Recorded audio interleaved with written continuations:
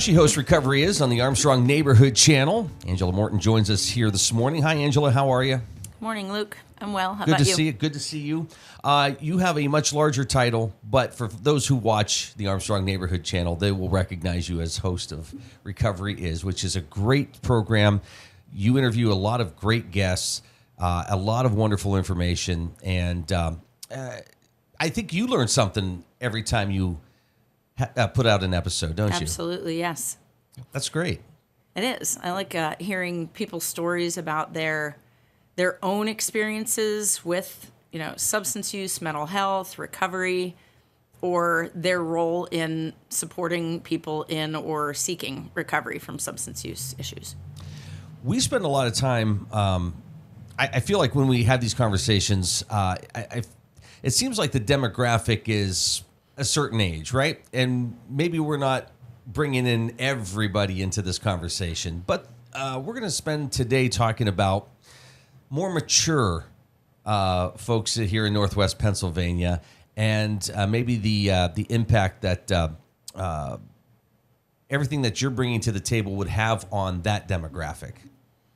So where would you like to start there? Well, we do talk a lot, just in general, about substance use, and particularly substance use and accessing services in rural areas. When we do prevention messaging, things like social media advertising to reach people with messages about drugs and alcohol, there is a large focus on that population that's like late teens to mid-20s, because that demographic is using substances more probably in larger proportion than other parts of the population.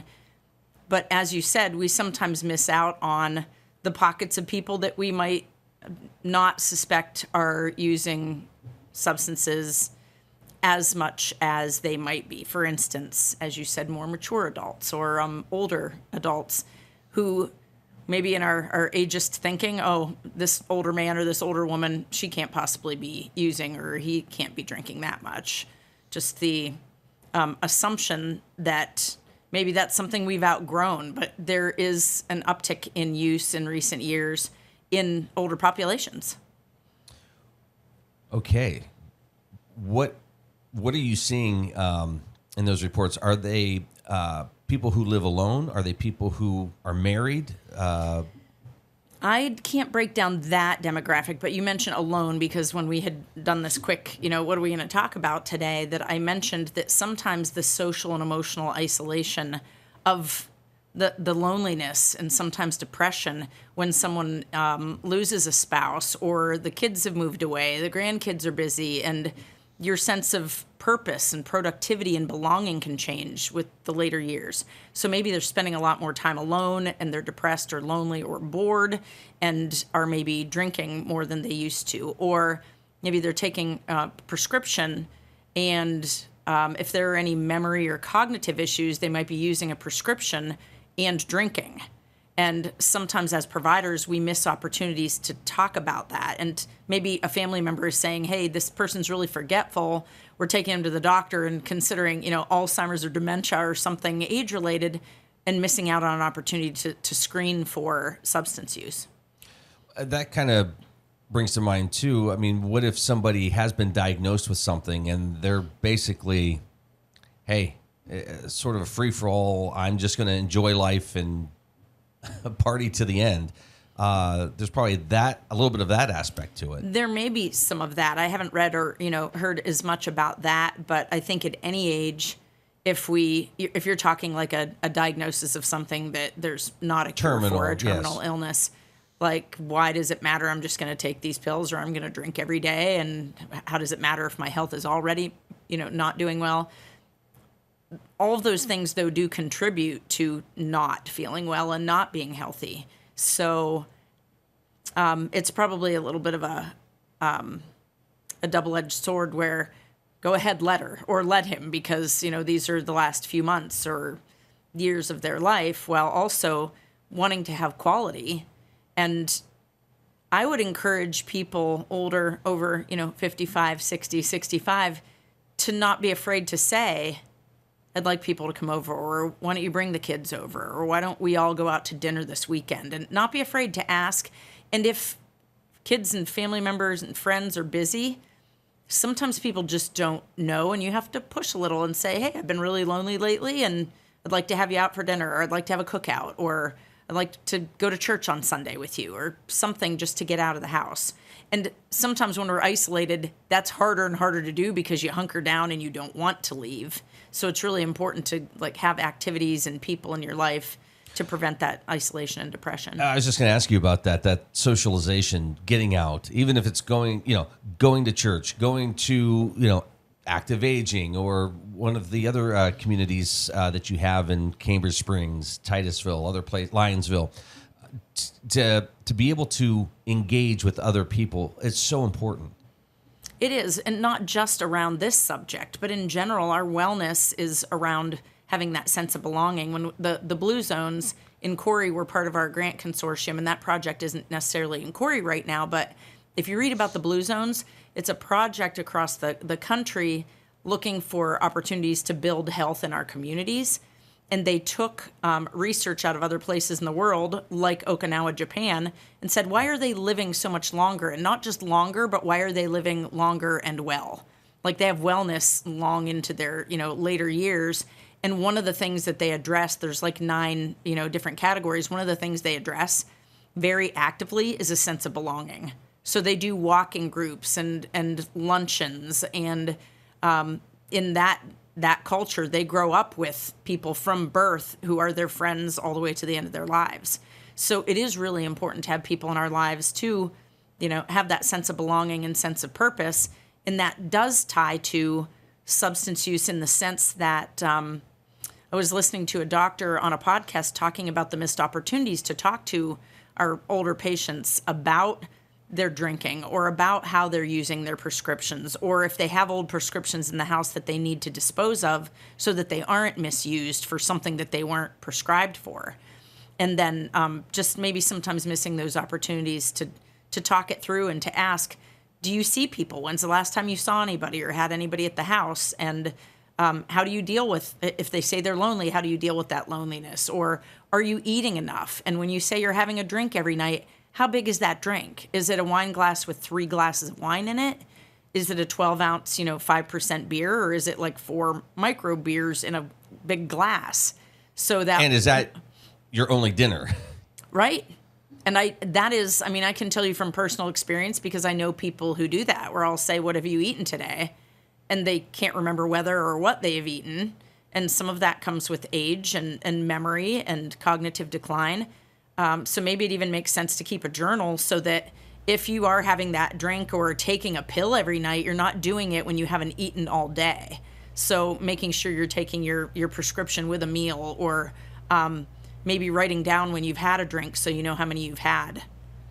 Let's do this real quick. You're watching The Morning Drill on Stream TV and on the Armstrong Neighborhood Channel. Angela Morton with us here this morning. I'm going to just bring up a couple points, and maybe you can comment on each of these points. This is, I think, from a study that was released. But while the use of illicit drugs in older adults is much lower than among other adults, it's currently increasing, which you've said. Older adults are often more susceptible to the effects of drugs because as the body ages, it often cannot absorb and break down drugs and alcohol as easily as it once did. Yeah. So as we age, I think any of us who are mature, as you said, or aging, that we do slow down. Our metabolism may slow down. The way we digest things slows down. I know that I notice I don't necessarily need to eat as much to feel full, and I take a little longer to digest. So I used to be able to just eat all day and had a really fast metabolism. That's slowed down. The same thing happens with the way our body metabolizes medications or alcohol. So it's important to, providers know this, and those who don't probably are reading more and more about it, that in geriatric populations, just as you might with a small child, in different ways, whether it's body size or the rate of metabolism, the medications are going to work differently. So giving an older person a prescription and then them maybe using it like they used to use it instead of using it exactly as their provider prescribed can be really dangerous. And it's also why I've talked to you about everybody having Narcan at home. It's like knowing CPR, and as long as it's available and we can save a life with it, then it's important to have, in households where anybody is prescribed an opiate or a prescription. Yeah, and sometimes it's, well, here's the other point, sort of accidental, but older adults are more likely to unintentionally misuse medicines by forgetting to take their medicine,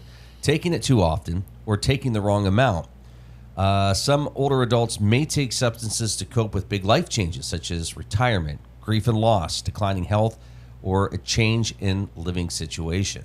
So things that, again, that you brought up, that some people might just say, it's part of life, just accept it. But not everybody can cope with a lot of these changes. Yeah, it depends on someone's own, your existing emotional capacity to navigate change. So retirement or moving in with kids or grandkids or nursing home care. There's a lot of different, as you said, different factors that could influence that, what they're using it for. And the misuse, a lot of counties will give out those doTERRA pouches that I bring. Sometimes they're like a medication disposal, home disposal kit that you can get rid of unused prescriptions so that you're not misusing or overusing them.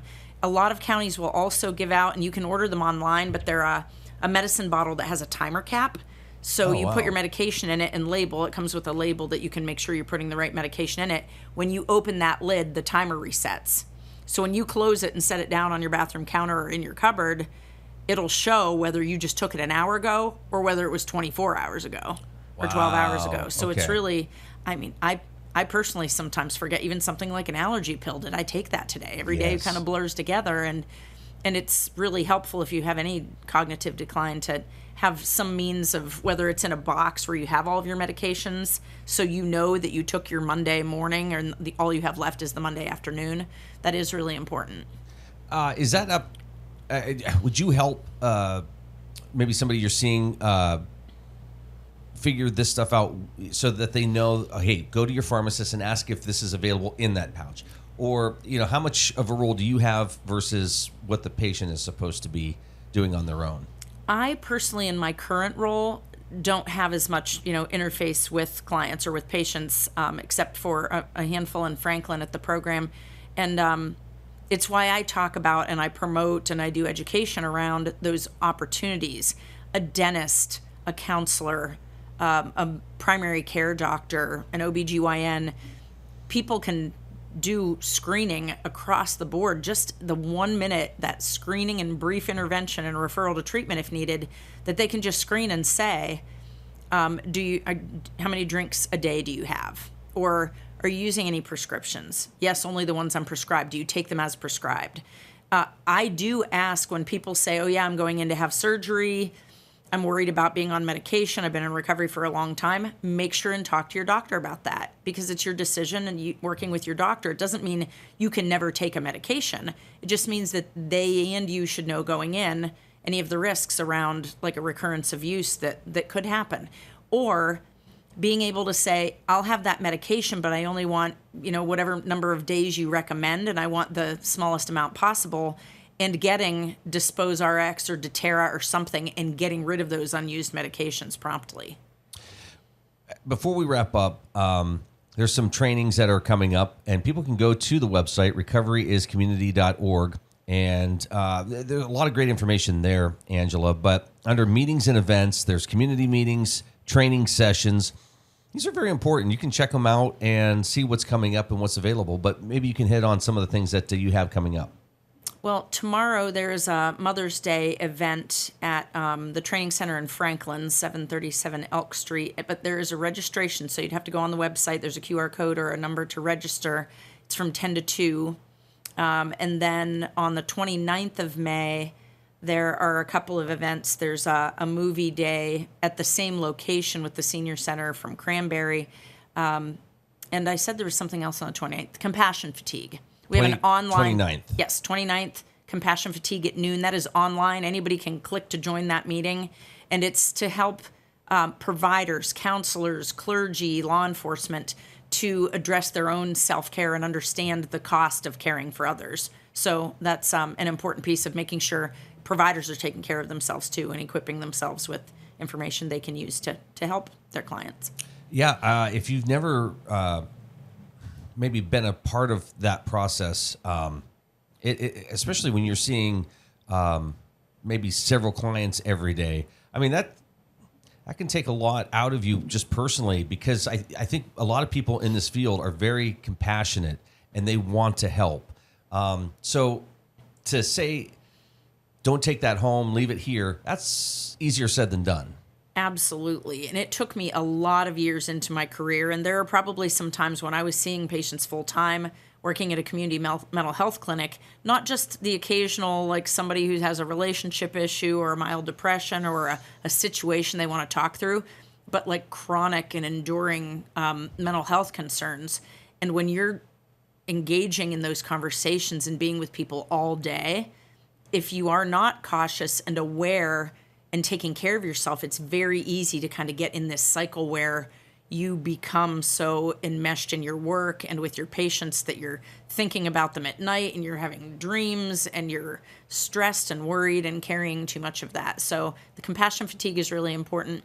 On June 6th, we have a day training in person at FCCA in Meadville with Dr. Antoine Dewey, and he does motivational interviewing, which is a really great strategy for anybody who works with people or any of us who interact with humans on how to drop our agenda and meet people where they are to support their own internal process to motivate them for change. Wow. Okay. That's in person and registration is required. Okay. And again, there's information there, and then that would be under the training session tab to get that information. Again, great opportunities here to learn more, to be engaged, especially if you're somebody that's maybe working with people or wanting to help. There's just so many things, and that one you said is in person, but there's a lot of virtual meetings that you can go to that you can sit at your desk, maybe at home, wherever, and learn and be more engaged. Many of them are at noon. So we have a parent and child health series around substance use awareness. In the month of June, I think there's 8 or 10 sessions throughout June. You can attend one or you can attend all, and they're free and open to the public, and they have continuing education for medical professionals, nurses, LPC, social work, counselors. Angela, great to see you this morning. Thanks for having me, Luke. Folks have questions, want more information, how do they find you? Well, they can go to the website, recoveryiscommunity.org, and my phone number and email address, if you scroll way to the bottom. Our consortium members who are all engaged are in this work, or in your local area, you can call your drug and alcohol county office or 1-800-662-HELP. Thank you. Take care. Thanks, Luke. See you next month.